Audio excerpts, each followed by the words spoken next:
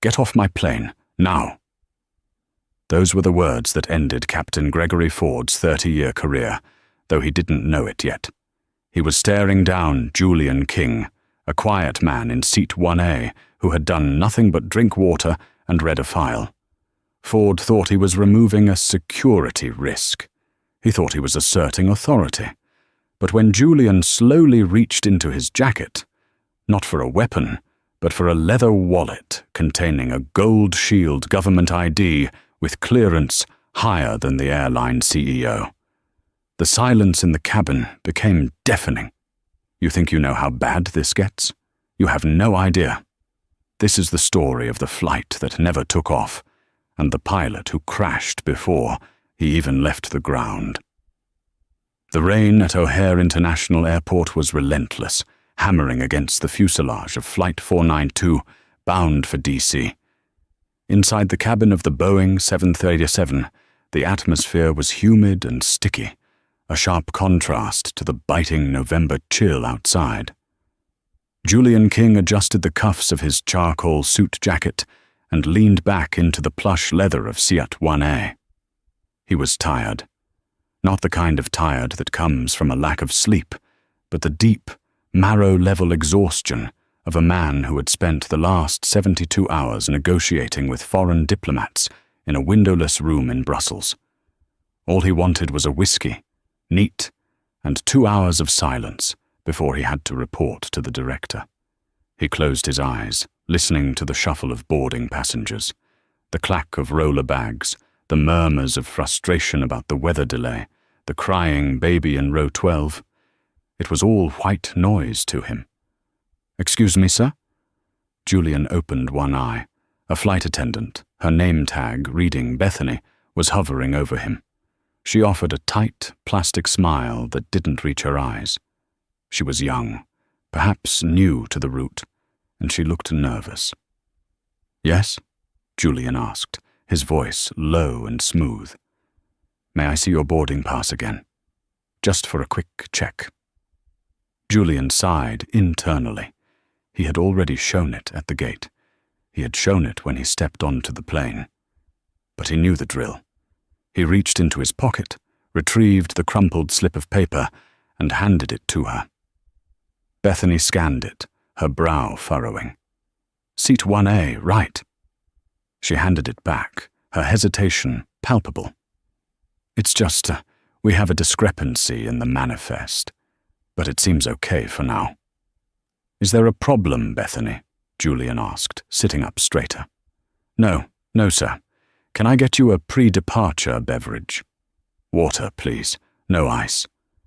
As she walked away, Julian noticed the glance. It was quick, almost imperceptible. But he had been trained to read micro-expressions for a living.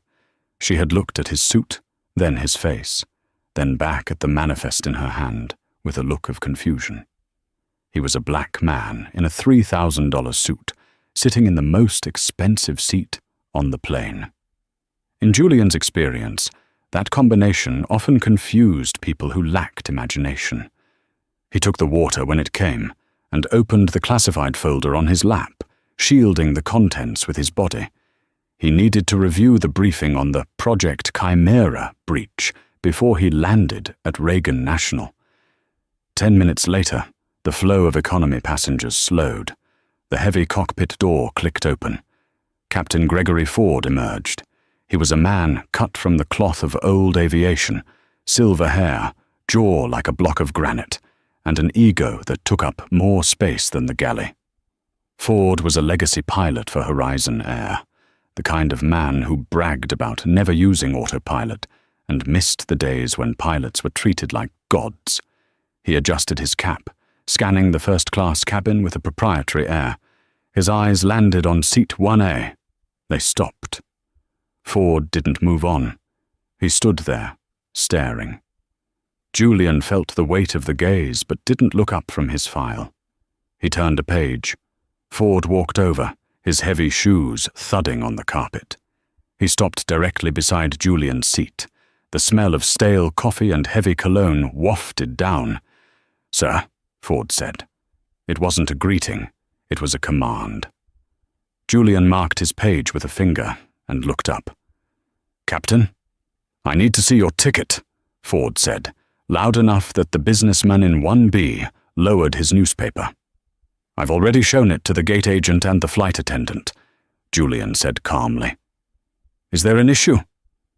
"The issue," Ford said, leaning down, his voice dropping to a harsh whisper, "is that we have a system error. Seat 1A is reserved for a VIP from the airline's board. I don't know how you got this seat assignment, but there's been a mistake." Julian looked him dead in the eye. "I paid for this seat, Captain. Full fare.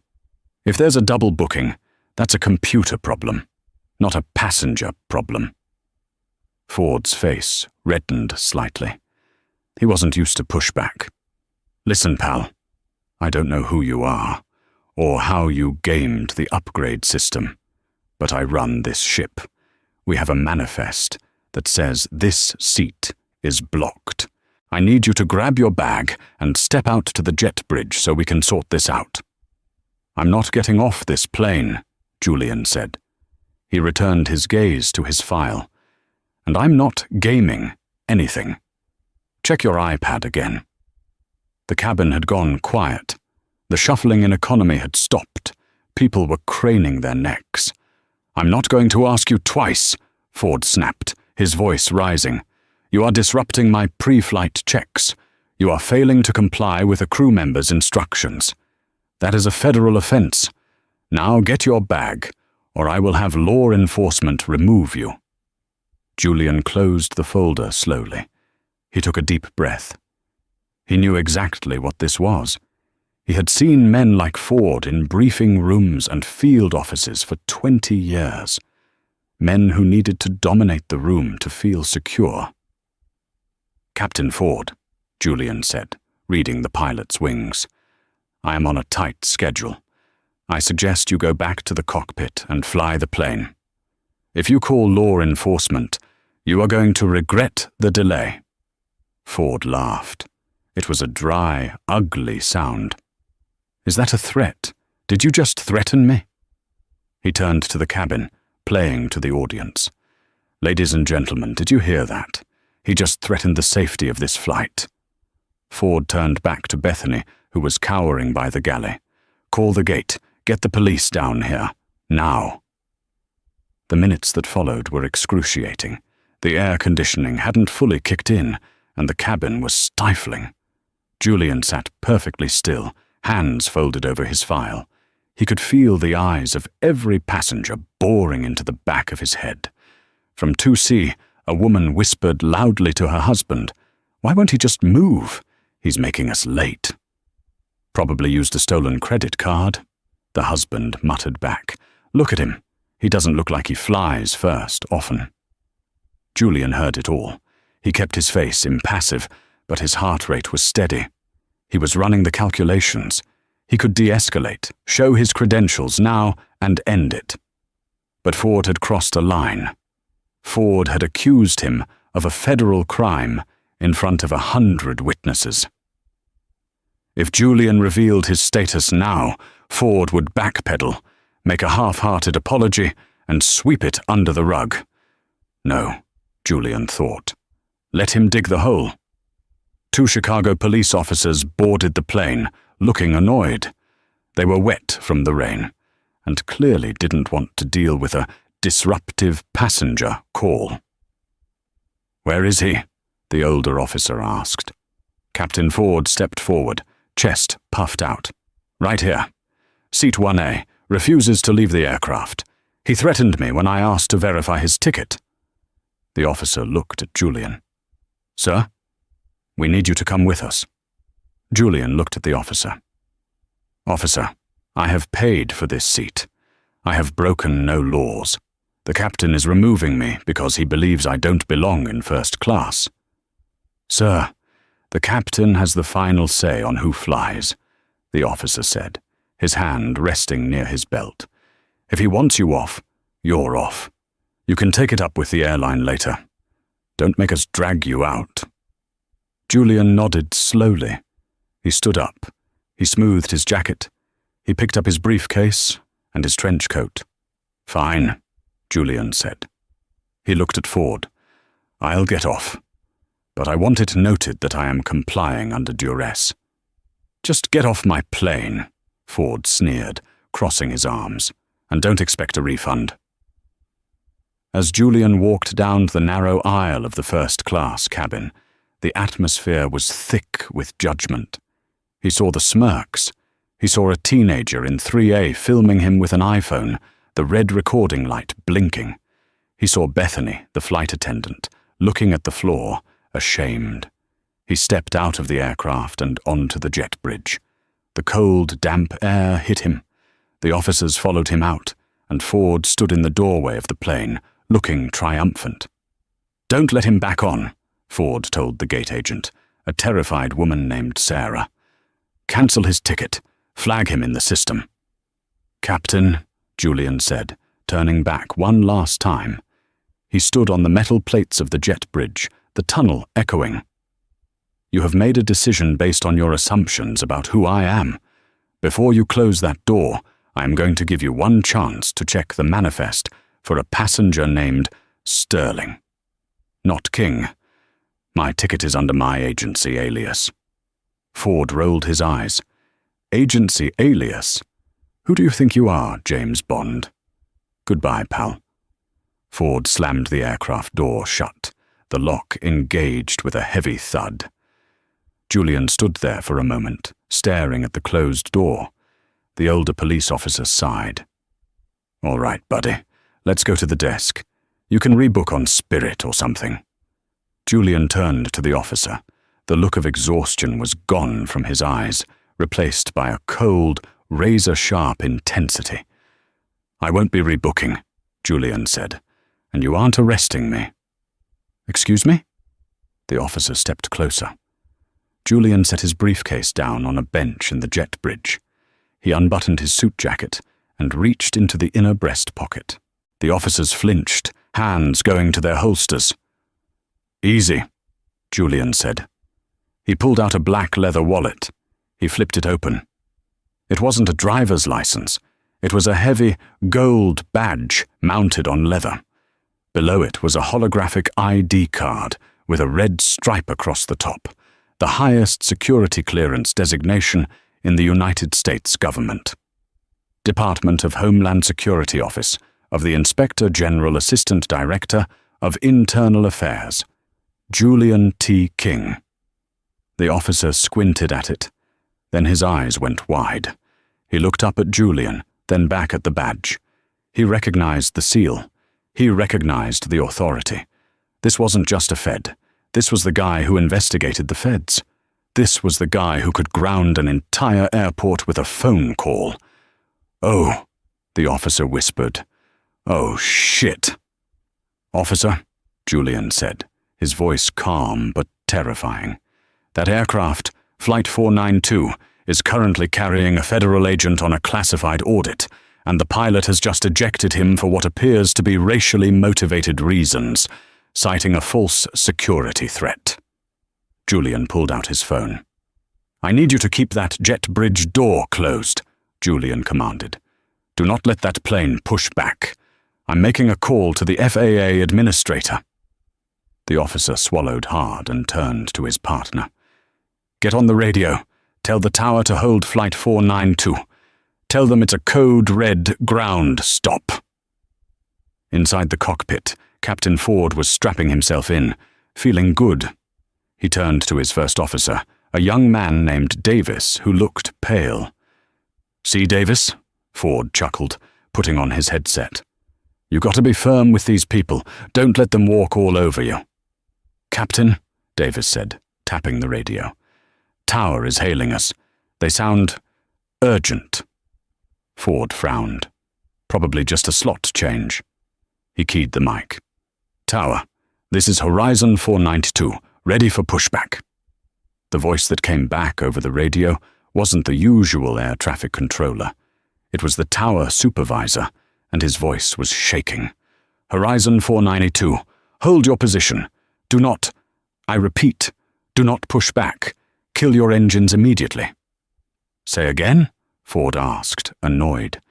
We are on schedule. What's the hold-up? Captain, we have a federal order to ground your aircraft. Law enforcement is reboarding. You are instructed to remain in the cockpit and keep your hands visible. Ford froze. The color drained from his face. What? Who issued the order? The radio crackled. The order comes from the Department of Homeland Security, effective immediately. And, Captain, they want to speak to you specifically. The silence inside Flight 492 was heavier than before. The engines had spooled down, cutting the air circulation, making the cabin feel like a sealed tomb. The passengers, previously annoyed by the delay, were now gripped by a primal curiosity. They had seen the troublemaker removed. They had heard the cockpit door slam. Why weren't they moving? Then came the sounds from the jet bridge. Not the usual murmur of baggage handlers, but the heavy, urgent tread of boots. Many boots. The forward cabin door flew open with force that shook the bulkhead. First Officer Davis, who had been peeking through the cockpit peephole, scrambled back into his seat. Captain, they're back, and there's a lot of them. Captain Ford unbuckled his harness, fury overriding his confusion. This is unbelievable. I'm going to have that man arrested for trespassing on a secured aircraft. Ford threw open the cockpit door, ready to roar. The roar died in his throat. Standing in the galley area wasn't just Julian King. He was flanked by 4 Chicago police officers, 2 TSA supervisors in dark blue blazers, and a man in a severe suit carrying a satellite phone. The lead police officer, the one who had previously threatened to drag Julian off, was now standing slightly behind Julian, his posture deferential, almost frightened. Julian looked different. The tired businessman satchel was gone. He stood in the center of the galley, radiating a cold, absolute power that seemed to drop the temperature in the cabin by 10 degrees. What is the meaning of this? Ford spluttered, his voice an octave higher than usual. I gave a direct order for this passenger to be removed. Julian didn't speak immediately. He stepped forward into the first-class aisle, ensuring every passenger, including the smirking teenager in 3A and the complaining woman in 2C, could see him. Officer Muller, Julian said, his voice calm, clear, and carrying to row 20. Would you please inform the former pilot of this vessel of the situation? Ford blinked. Former pilot? Officer Muller cleared his throat nervously. Captain Ford, you are hereby detained under Title 49 of the United States Code relating to interference with federal law enforcement personnel. This aircraft is now under the jurisdiction of the Department of Homeland Security. A gasp rippled through the cabin. The teenager in 3A dropped his phone. The woman in 2C clapped a hand over her mouth. Ford looked like he'd been struck by a shovel. Federal? What? He's just a businessman with an attitude problem. He refused to show his ticket. I showed my credentials to the appropriate security personnel at the gate, Julian said, stepping closer to Ford until they were inches apart. Ford had to look up slightly to meet his eyes. You, Captain Ford, decided that a black man in a suit didn't belong in your first-class cabin unless he was a rapper or an athlete. You didn't ask for my ticket to verify security. You asked for it to verify your own bias. That's a lie, Ford shouted, looking around for support from the passengers. No one met his eyes. I am the captain. I have the authority. Not anymore, Julian said softly. Slowly, deliberately, Julian reached into his jacket pocket. He pulled out the leather creds case. He didn't flash it quickly. He held it up, open, first towards Ford. Then he turned and held it up for the passengers in the first 5 rows to see clearly. The cabin lighting caught the high-relief gold shield. It caught the holographic security stripe that shimmered red and blue. It caught the bold letters below Julian's unsmiling photo. Assistant Director, Internal Affairs, The gasp that time wasn't a ripple. It was a collective intake of breath that sucked the air out of the room. It was the sound of 50 people simultaneously realizing they had witnessed something catastrophic. Assistant Director Julian King. Julian introduced himself to the cabin, his voice devoid of emotion.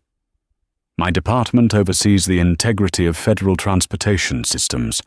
I was flying today on a classified audit of airline security protocols regarding VIP transport. An audit, Captain Ford, that you have just spectacularly failed. Ford stared at the shield. His face went from red to a sickly shade of grey. His lips moved, but no sound came out.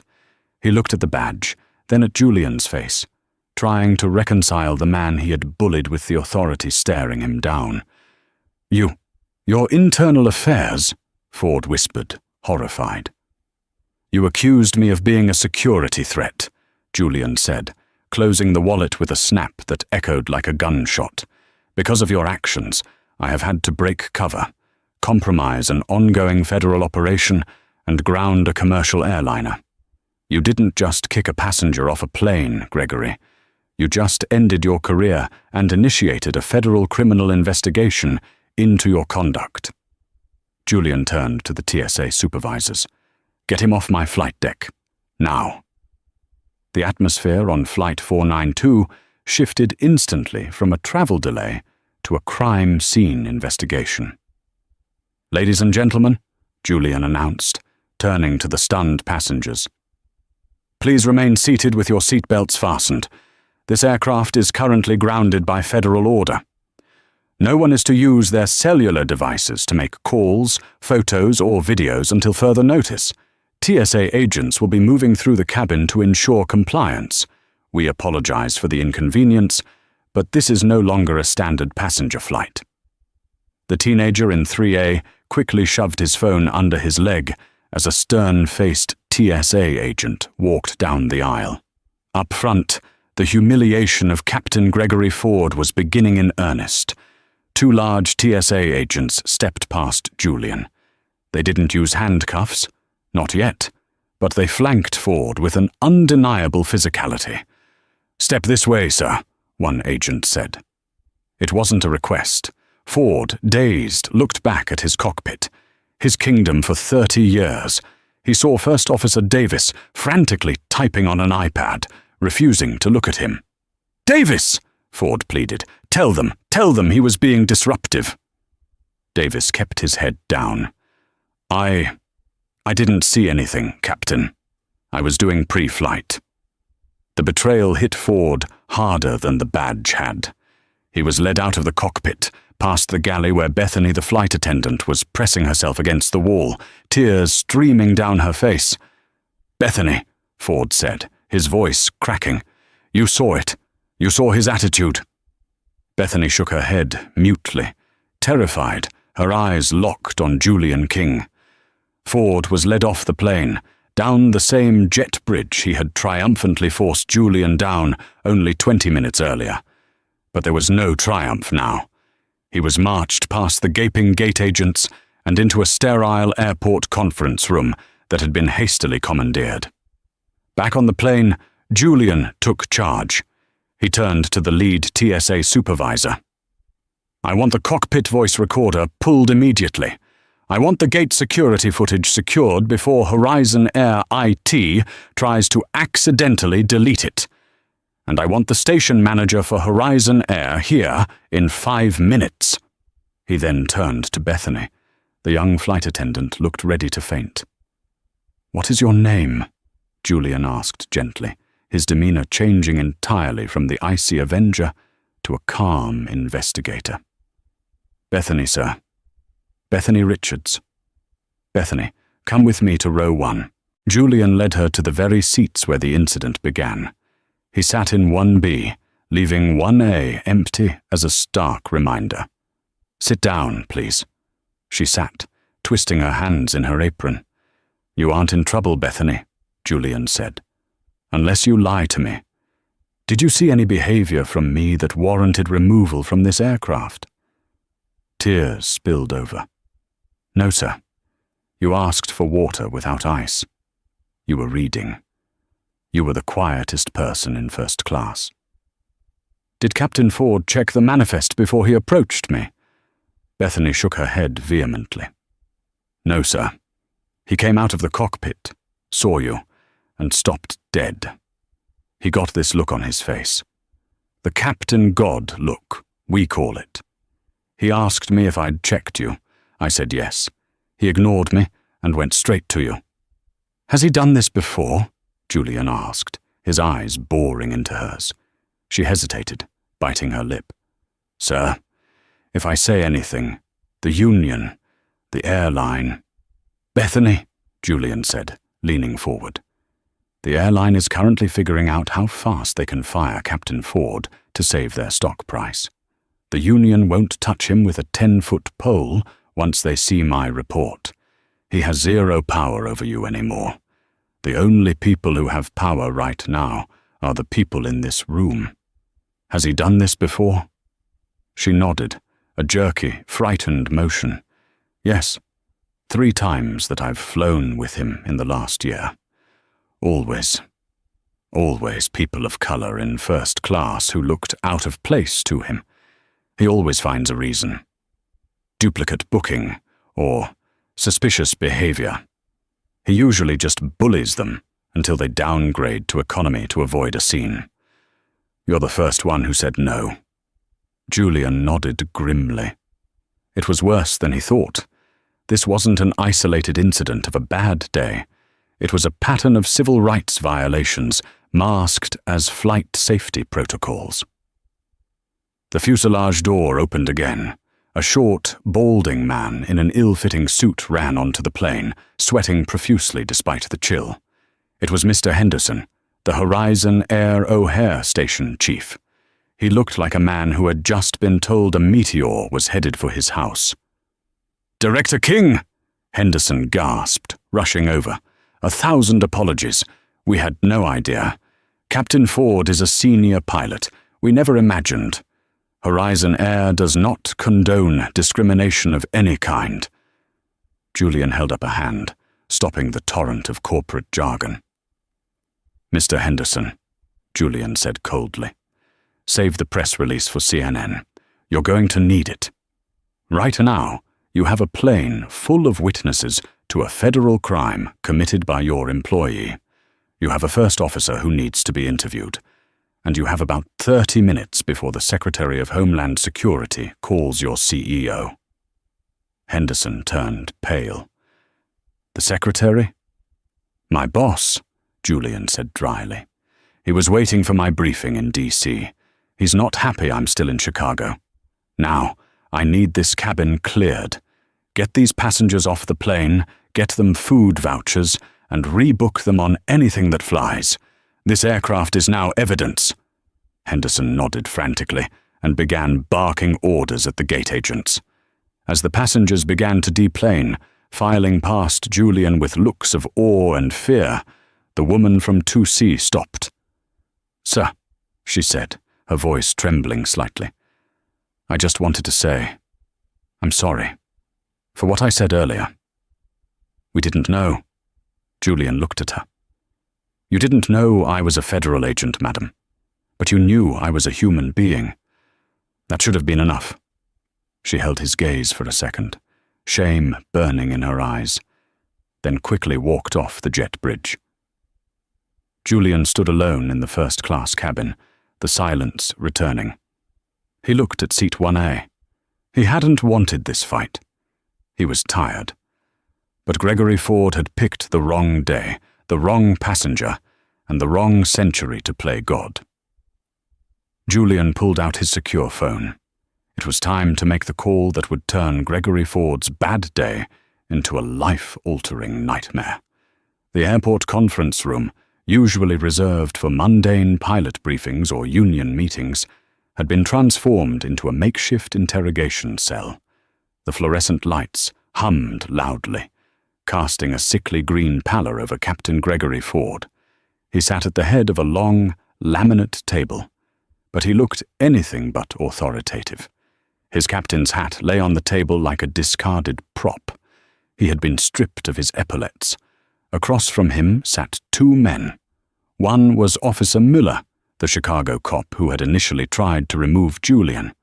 The other was Assistant Director Julian King, who had finally shed his suit jacket, revealing a shoulder holster that held his service weapon and his gold badge clipped prominently to his belt. Ford was sweating.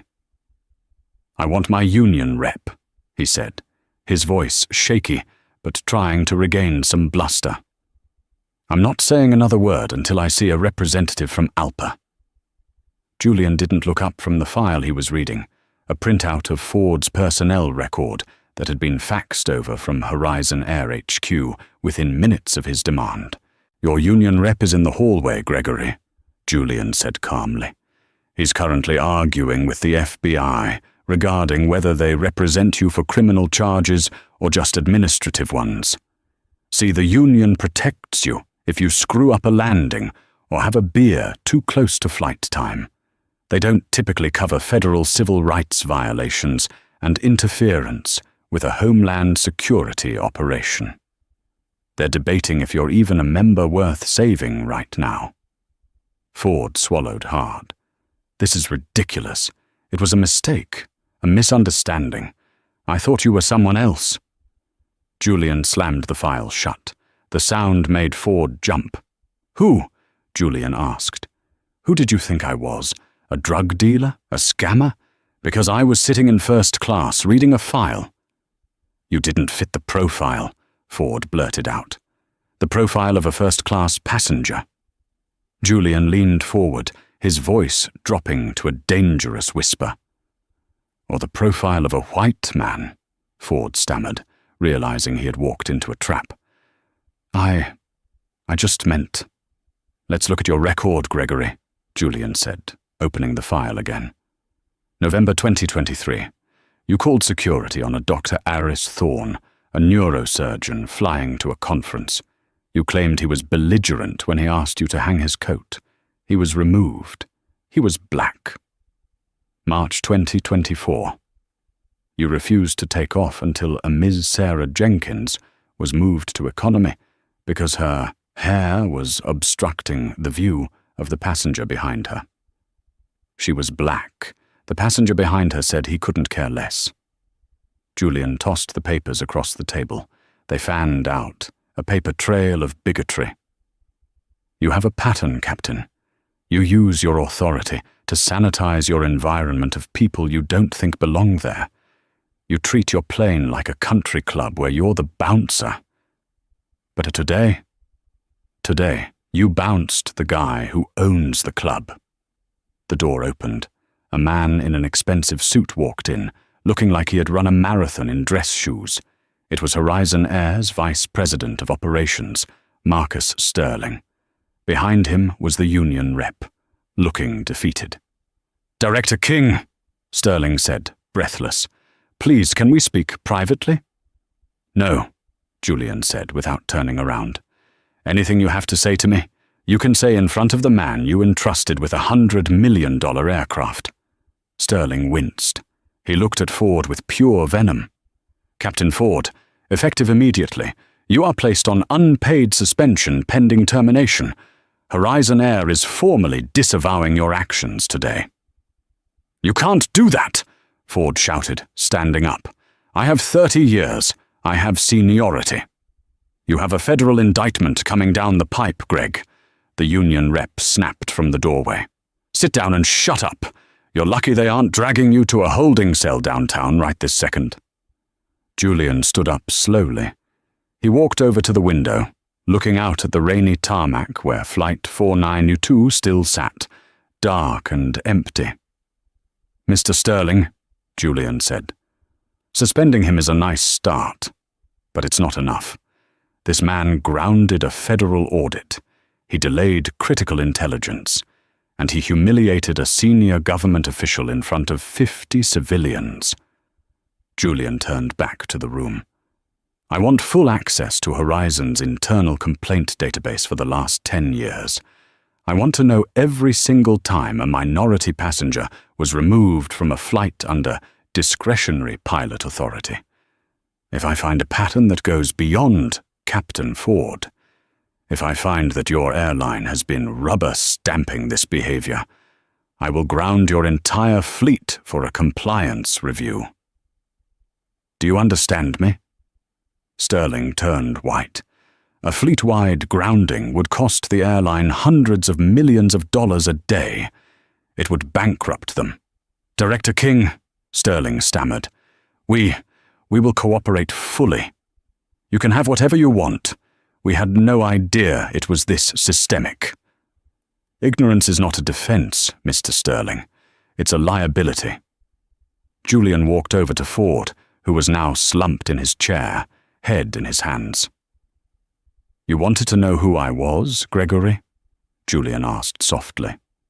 "I'm the guy who ensures the system works, and sometimes the system requires taking out the trash." Julian turned to Officer Muller. "Process him.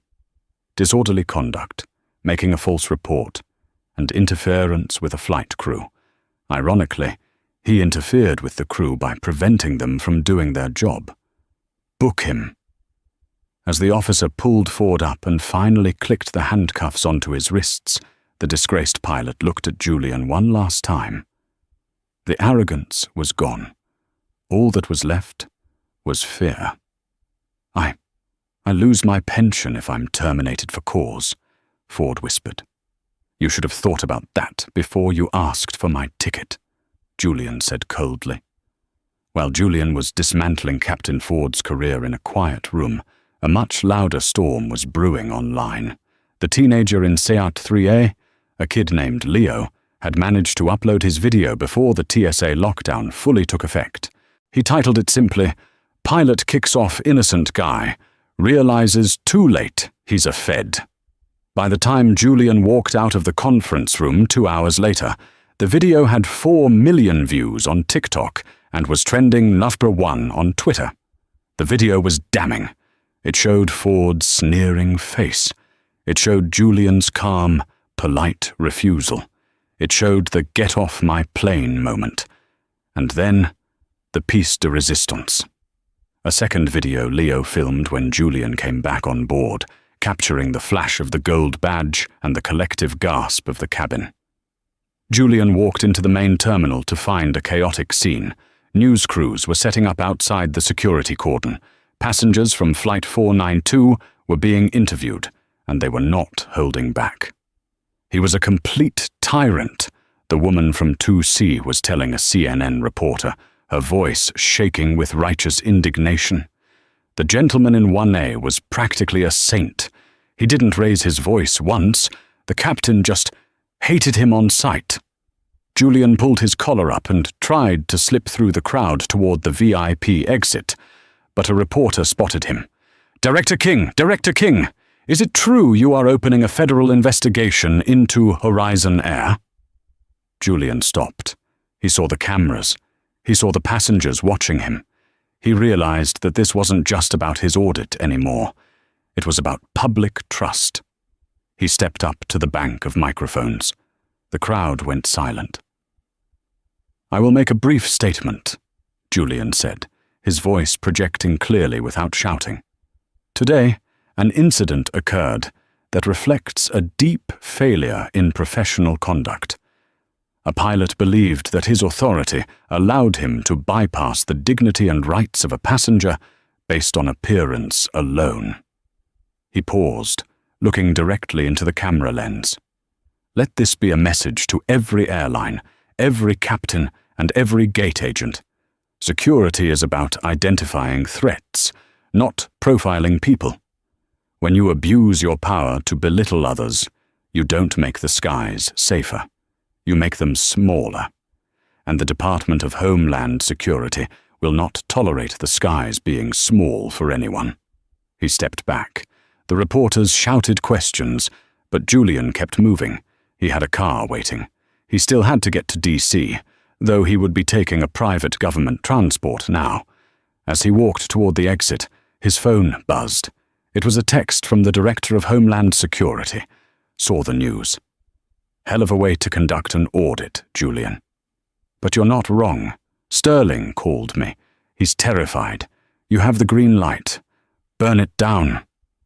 Julian smiled for the first time that day. He got into the back of the black SUV, waiting at the curb. "Reagan National," he told the driver. "Yes, sir." As the car pulled away, Julian opened his laptop. He wasn't done. He had the access code Sterling had given him. He logged into Horizon Air's internal servers. He started a search query. Pilot complaints. Keyword: aggressive. Ploughs, minority. The screen populated with hundreds of hits. Ford wasn't a bad apple. He was just the one who got caught. Julian cracked his knuckles. It was going to be a long night. But for the first time in days, he didn't feel tired. He felt ready to work. 8 months had passed since Flight 492 sat motionless on the tarmac at O'Hare. But for Gregory Ford, time had not moved forward. It had spiraled downward.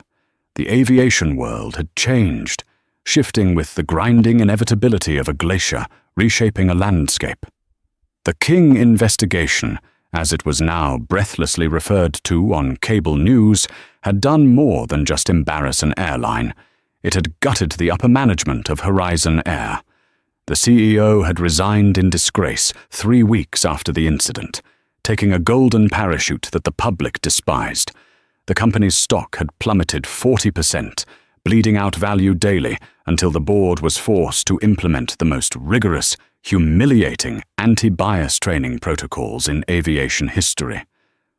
But for Gregory Ford, the world hadn't just changed, it had vanished. The man who had once treated the cockpit of a Boeing 737 as his personal throne room now sat in the waiting area of Aeromedical Logistics, a private charter company based in a remote, wind-swept airfield in rural Montana. Outside, the grey sky threatened snow, a stark reflection of Ford's internal landscape. He was wearing a suit that had once been his Sunday best, a charcoal wool blend that used to hug his broad shoulders with authority. Now, it hung on him. The suit was a size too big, the fabric gathering loosely at the waist. The stress of the last year, the relentless media scrutiny, the legal battles, the shame, had eaten away his bulk, leaving him gaunt, hollow-cheeked, and undeniably grey. The federal charges against him had eventually been dropped, but the price of his freedom had been his identity. In exchange for avoiding a prison sentence for interference with a federal officer, Ford had accepted a plea deal that felt like a death sentence, the surrender of his commercial pilot's license, and a lifetime ban from working for any airline receiving federal subsidies. He had avoided a cell, but he had lost his pension, his reputation, and his marriage. His wife, unable to bear the social pariah status and the sudden financial ruin, had filed for divorce 2 months after the settlement. She had taken the house. He had taken the blame. Now, Ford was desperate. He wasn't looking for glory anymore. He needed a paycheck. Aeromedical Logistics was his last, desperate Hail Mary. It was a small, rugged outfit that flew organ transplants and emergency medical teams to rural areas that commercial flights couldn't reach. It was unglamorous, grueling flying, dodging blizzards in the Rockies, landing on short, icy strips in the dead of night. But it was private. They didn't rely on federal contracts, which meant, theoretically, Ford could legally fly for them. "Mr. Ford." The voice of the receptionist cut through his brooding. She was a young woman with bright pink headphones around her neck, chewing gum. She didn't look up from her screen. She didn't recognize him. To her, he wasn't the racist pilot from the viral videos. He was just another old, washed-up aviator looking for a retirement gig to top up his Social Security. "That's me," Ford said, standing up. He smoothed his tie, a nervous tic he had developed recently. He tried to straighten his spine, summoning the ghost of his old confidence, the swagger that used to make flight attendants scatter. "I can do this," he told himself. the mantra sounding weak even in his own head. I have 30,000 flight hours. I can fly a Learjet in my sleep. I am still a captain. He walked past the reception desk and into the main office. It was a sparse, functional space, decorated not with corporate art, but with topographical maps of the mountain ranges and models of medical choppers. The air smelled of stale coffee and aviation fuel. Behind the large oak desk sat the chief of operations. The man had his back turned to the door, staring out the window at the snow-capped peaks of the Bridger Mountains. "Impressive resume," the man said. His voice was deep, calm, and resonant. He didn't turn around yet. 30 years at Horizon, captain on the 737, perfect safety record regarding mechanics and weather. You've flown through some of the worst storms the Midwest can throw at a plane. "Yes, sir," Ford said, sitting down in the uncomfortable wooden chair opposite the desk. He clasped his hands to stop them from trembling. "I take flying very seriously. It's all I know. I'm looking for a quiet place to finish out my career. I want to help people. I think this mission, saving lives, is a good fit for me." "A quiet place," the man repeated, the words hanging in the air. "To help people." The chair swiveled slowly. Ford's breath hitched in his throat. The room seemed to tilt on its axis. The blood drained from his face so fast it left him dizzy. The man was black. He was tall, impeccably dressed in a crisp navy suit that cost more than Ford's car. He looked at Ford with eyes that were sharp, intelligent, and utterly devoid of warmth. "You're Dr. Thorne," Ford whispered. The name tasted like ash. It was the name from the file Julian King had read during that nightmare interrogation in Chicago. November 2023. You called security on a Dr. Aris Thorne, a neurosurgeon flying to a conference. You claimed he was belligerent when he asked you to hang his coat. "I see you remember me," Dr. Thorne said. He didn't shout. He didn't sneer. He simply sat there, radiating a power that Ford had once tried to strip from him. "That's surprising. Usually, men like you don't remember the people you step on. To you, I was just a disruption in Seat 2A, a nuisance, someone who didn't know his place." Ford's hands began to shake violently now. He gripped his knees. I didn't know you owned this company." "I didn't back then," Thorne said, picking up a silver pen and twirling it. "I was just a surgeon trying to get to a conference in Seattle to present life-saving research on pediatric heart valves. But after you had me escorted off that plane like a criminal, because I dared to ask you to hang up my jacket, I missed my connection. I missed the conference."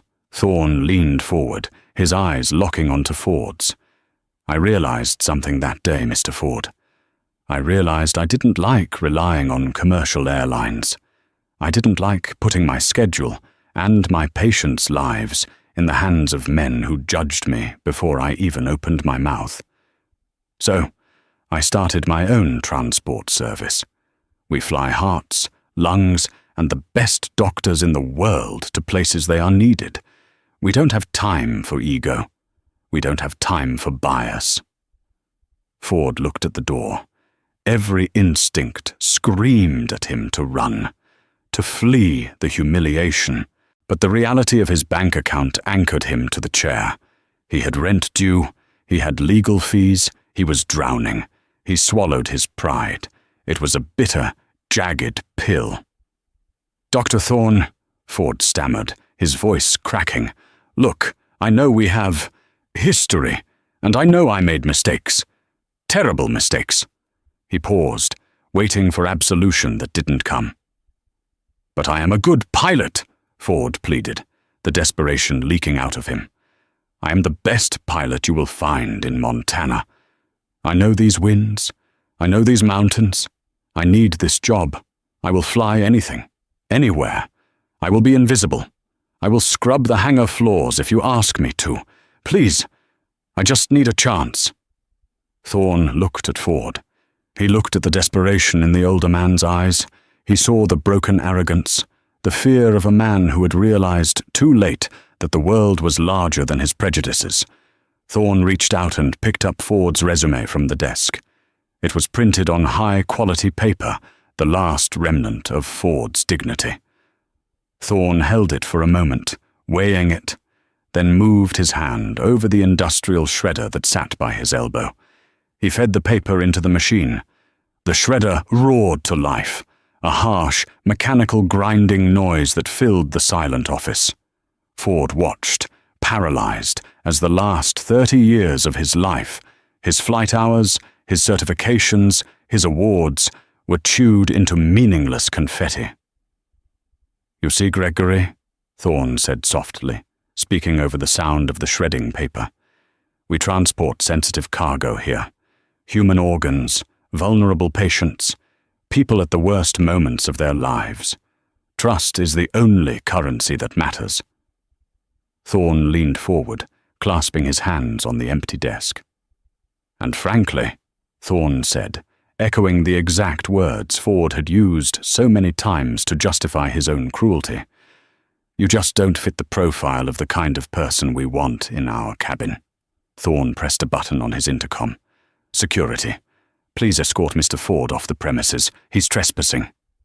2 large security guards appeared at the door instantly, filling the frame. "Get out!" Thorne said. It wasn't a shout. It was a dismissal. Ford stood up. His legs felt heavy, like lead. He didn't argue. He didn't fight. He didn't threaten to call the police. He knew, finally, that he had no power here. He turned and walked out, past the receptionist who was bobbing her head to music, past the guards who watched him with indifference, and out the double doors. The biting cold of the Montana wind hit him like a physical blow. He stood in the parking lot, shivering in his oversized suit. Above him, a sleek medical jet roared down the runway and took off, banking sharply toward the mountains, soaring high above the grey clouds. Ford watched it go until it was just a speck against the gloom. He realized then, with a final, crushing clarity, that he would never be up there again. The sky didn't belong to him anymore. He was grounded, permanently.